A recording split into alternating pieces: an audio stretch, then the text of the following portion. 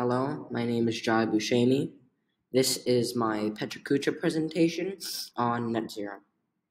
What is net zero? Net zero is a goal that we must reach if we want to solve our global climate crisis. Net zero states that we will balance out our carbon emissions with how much carbon emissions we take out. But why do we have net zero now? Where did it all start? Well, it all started here.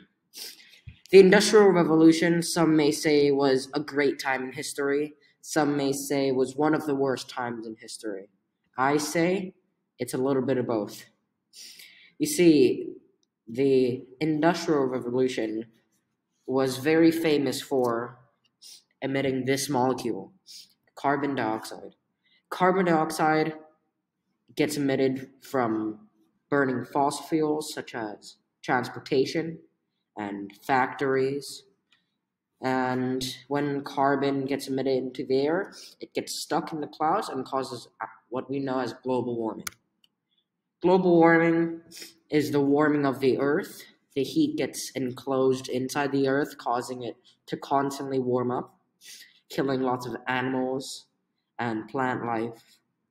As you can see in the image, there's a half dead tree and a half alive tree.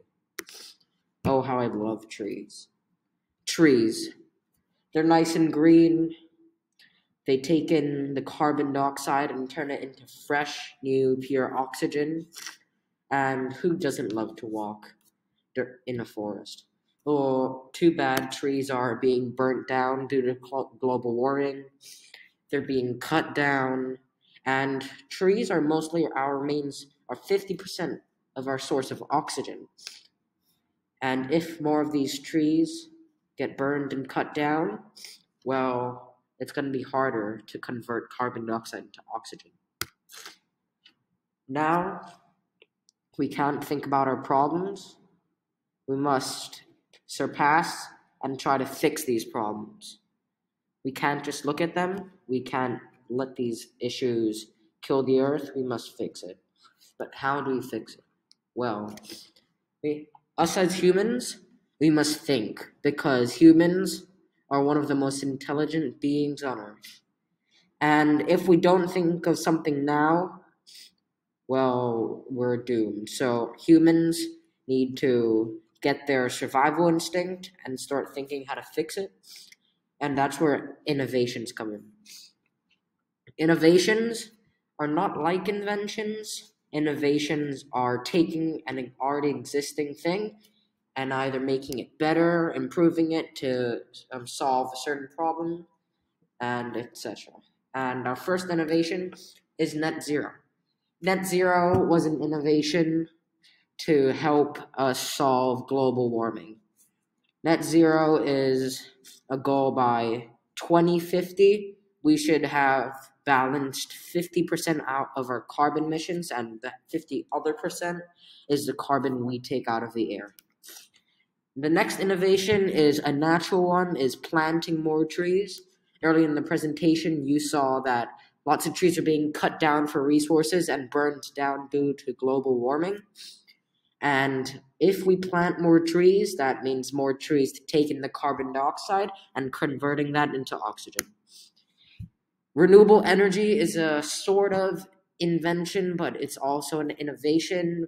Renewable energy is energy that does not use burning fossil fuels, such as some renewable energies could be solar panels, wind power, biopower, hydropower, etc.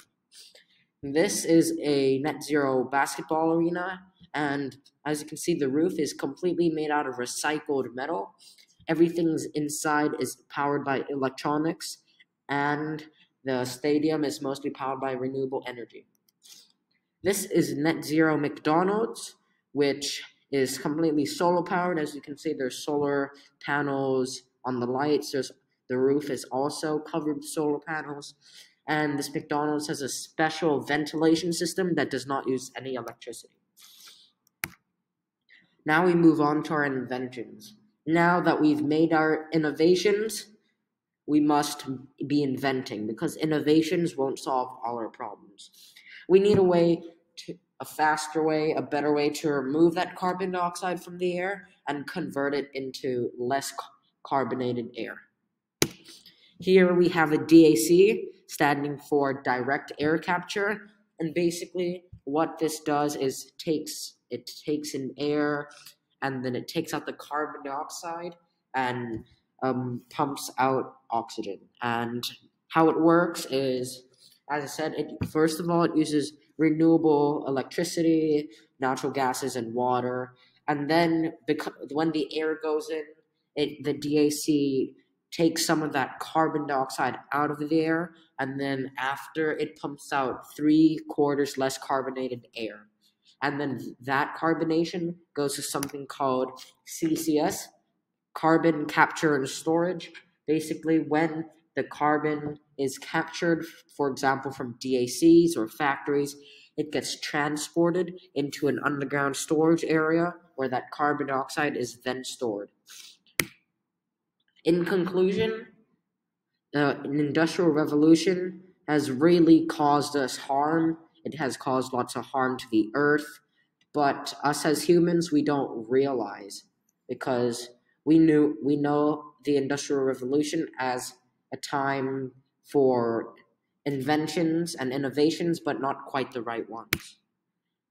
The statement, the quote, "the earth is in our hands," is now taken literally, because if we don't do anything about it, if we don't make a change, the earth is now in our hands. If we don't fix this problem, the earth dies. If we do, it stays. Thank you. My name is Jaya, and that was my Pecha Kucha presentation.